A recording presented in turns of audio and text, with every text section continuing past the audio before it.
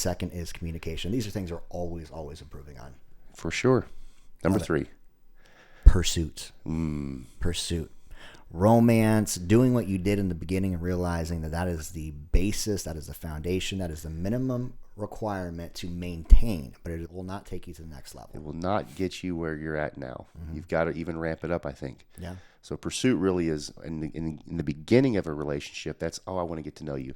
You spotted this dame across the room. You're like, oh, dibs, she is fine. Yeah. So what do? We check her social media. We may bump into her and ask her out for coffee. We start having conversations. We're texting sweet things, buying You're roses. creative with your date nights. You're consistent about how you show up, opening the door, asking her how her day was. There's a pursuit. There's an active engagement. And you have a great way of defining pursuit. It's awareness, Plus action, effort. effort. Same thing. Yep. Romance is key on pursuit. Pursuit is 2 things, man. Awareness and effort. Awareness is taking the time to understand and get to know your spouse, whether you're in month 6 of your relationship or year 60 in your relationship. We all change over time. And if you think that if you've been together 25 years, you think your wife's favorite flower, favorite color is the same as the day you met her, you're probably wrong. And that's in every area. So we have to continue to ask open-ended questions and date our spouse and pursue her intellectually and emotionally. That's the awareness piece. And the action we put behind it. So good.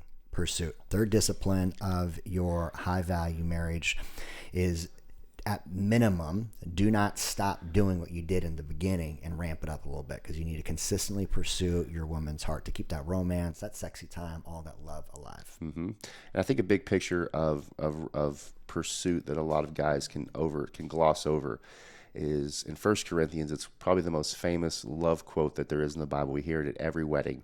Is that 1 Corinthians says that love is, and it says it's patient and it's kind. Then it goes on to tell us a lot of what love's not.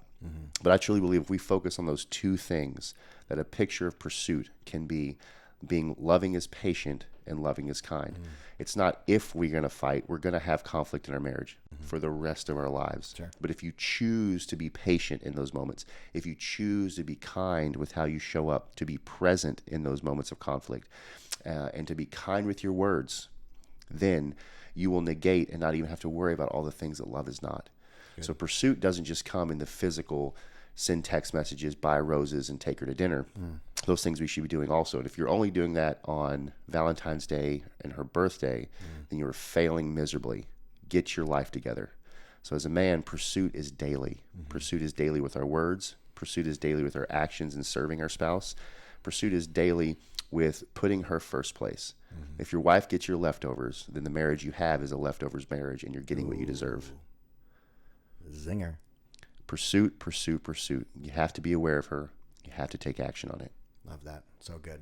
What, Josh, just on a side piece on this one for the pursuit, what are some things that you do now that you did in the beginning that you've been consistent with? I love that. So you guys have heard this before, but I'll bring it back up. I get up several hours before my wife every day because I need my quiet time, study time, word in the Bible, and I'm reading something that challenges my brain. But when my wife does wake up, our first interaction is a long hug. It's minimum 40 seconds, but it's usually a minute or 2, where we just embrace each other. I typically lightly rub her back, scratch her back, just hold her.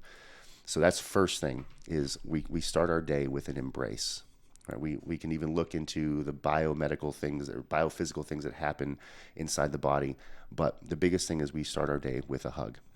Second thing is we have a shared calendar. This is a form of pursuit for me because Brittany knows what happens throughout my entire day, every day. She is a producer and a high mover as well. But for her to be able to know what's going on in my life really helps her have security, safety, and feel like it's same team. Right, so it's a piece of pursuit as I take the time to build up my calendar. Number 2, that was number 2. Number 3 is a big one for me. You guys have heard me say I made a vow to have no leftovers in my marriage, which means as things happen throughout my day that are shareable, that are worth conversation, whether it's a win or it's a difficulty, I share it with my wife. I'm not asking her to give me a solution or to fix things.